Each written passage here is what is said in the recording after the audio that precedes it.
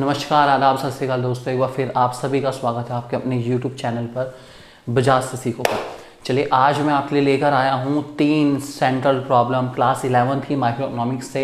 बहुत ही important topic है और इनमें से एक टॉपिक आपको पेपर में ज़रूर मिलेगा। क्या है ये, इनके बारे में जानते हैं। तो उसमें सबसे पहला सवाल हमारे पास आता है व्हाट टू प्रोड्यूस, दूसरा आता है हाउ टू प्रोड्यूस और तीसरा आता है हमारे पास फॉर होम टू प्रोड्यूस। क्या बनाएं, कैसे बनाएं और किसके लिए बनाएं। ये 3 सवाल हमारी इकोनॉमी को बार बार परेशान करती रहती हैं। तो आज मैं इकोनॉमी की इन 3 प्रॉब्लम का सॉल्यूशन लेकर आया हूँ सिर्फ आप लोगों के लिए।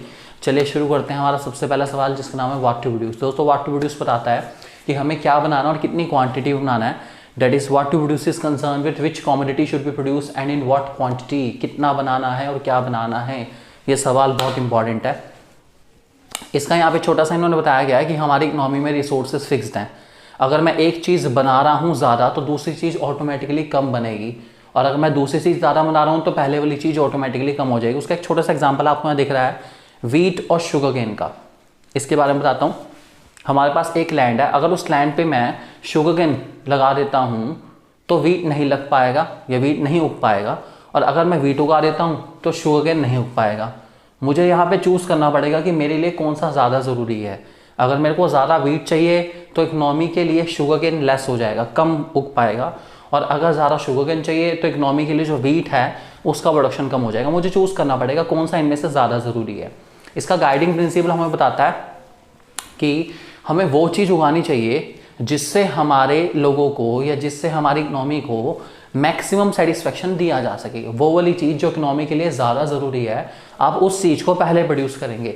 जैसे अगर मैं वीट और शुगर की बात करूँ तो मैं कह सकता हूँ शायद वीट का प्रोडक्शन हमारी इकोनॉमी के लिए ज़्यादा ज़रूरी है, तो हम लोग वीट उगाएंगे क्योंकि वीट से लोगों को मैक्सिमम सेटिस्फेक्शन या ज़्यादा सेटिस्फेक्शन मिलता है। इकोनॉमी को कभी कभार दोस्तों नेसेसिटी गुड्स और लग्जरी गुड्स में चॉइस करनी पड़ती है। मैं आपको छोटा सा एग्जांपल इसका देता हूँ कि आज के टाइम में फिलहाल जो हालात इस टाइम हमारे देश के चल रहे हैं, इस टाइम जितनी भी कार बनाने वाली कंपनीज हैं वो सारी की सारी वेंटिलेटर बना रही है ताकि कोरोना जो पेशेंट्स हैं उनका ट्रीटमेंट प्रॉपरली करा जा सके। वो कार ना बना के क्या बना रही है, वेंटिलेटर। तो कार एक लग्जरी है, जबकि वेंटिलेटर फिलहाल नेसेसिटी हो चुका है जिसकी देश को बहुत ज़्यादा ज़रूरत है। तो सबने अपने रिसोर्सेज कहाँ मोल्ड कर लिए, वेंटिलेटर की तरफ। इसको कहते हैं दोस्तों हमारा सबसे पहला पॉइंट जिसका नाम है what to produce and in what quantity. इस बात को ध्यान रख के चलेंगे। दूसरा सवाल दोस्तों जो हमारी इकोनॉमी पूछती है उस सवाल का नाम है हाउ टू प्रोड्यूस, कैसे बनाएं। देखिए, हाउ टू प्रोड्यूस कहता है कि हमें कौन सी टेक्निक या तकनीक अपनानी पड़ेगी प्रोडक्शन करने के लिए। हमारे पास 2 तरह की टेक्निक है, एक का नाम है लेबर इंटेंसिव, एक का नाम है कैपिटल इंटेंसिव। लेबर इंटेंसिव में दोस्तों लेबर ज़्यादा लगती है, कैपिटल मीन्स मशीनरीज लगती हैं कम, जबकि कैपिटल इंटेंसिव में मशीनरी ज़्यादा लगेगी और लेबर लगेगी कम। इस बात को आपको ध्यान रख के चलना है, ठीक है। हम कोई भी प्रोडक्शन करना चाहें तो हम बहुत आसानी से कर सकते हैं, ज़्यादा लेबर और कम मशीनरी की मदद से, या फिर ज़्यादा मशीनरी और कम लेबर की मदद से। अब यहाँ पे हमें चूज़ करना है कि हमें लेबर इंटेंसिव टेक्निक अडॉप्ट करनी है या कैपिटल इंटेंसिव टेक्निक अडॉप्ट करनी है। ये सवाल हमारी इकोनॉमी को बार बार परेशान करे जा रहा है। इसका हल उन्होंने बताया कि गाइडिंग प्रिंसिपल क्या आता है। गाइडिंग प्रिंसिपल मीन्स आपको सॉल्यूशन के रूप में जो इसका दिया गया वो कह रहा है कि आप लोग उस वाले मेथड को अडॉप्ट करिए जिससे जो प्रोडक्शन की कॉस्ट है वो मिनिमम से मिनिमम आए, जिससे इंसान के ऊपर बर्डन ना बढ़े। कॉस्ट कम आनी चाहिए, आप जिस मर्जी मेथड से बनाओ कोई फर्क नहीं पड़ता, कॉस्ट आनी चाहिए कम से कम। इस बात को ध्यान रख के चलेंगे। तीसरा सवाल हमारी इकोनॉमी जो हमसे पूछती है उसका नाम है फॉर होम टू प्रोड्यूस, किसके लिए बनाएं, किसके लिए बना रहे हैं हम लोग। जो गुड्स बन रहे हैं वो किसके लिए बन रहे हैं। ऑब्वियसली बात है, मैं कह सकते हैं हम लोग कि जो गुड्स बन रहे हैं वो रिच और पुअर के लिए बनते हैं। रिच के लिए बनेंगे ज़्यादा तो पुअर नहीं ले पाएगा, और पुअर के लिए बनाएगा ज़्यादा इकोनॉमी के अंदर तो रिच नहीं लेने वाला। तो यहाँ पे भी सवाल ये बैठ जाता है कि जो गुड्स बन रहे हैं वो किसके लिए है, रिच के लिए है या पुअर के लिए। ज़्यादा रिच के लिए हुए तो पुअर के लिए कम हो गए, और ज़्यादा पुअर के लिए हुए तो रिच के लिए कम हो गए। सोचना पड़ेगा इकोनॉमी के अंदर गुड्स किसके लिए बन रहे हैं।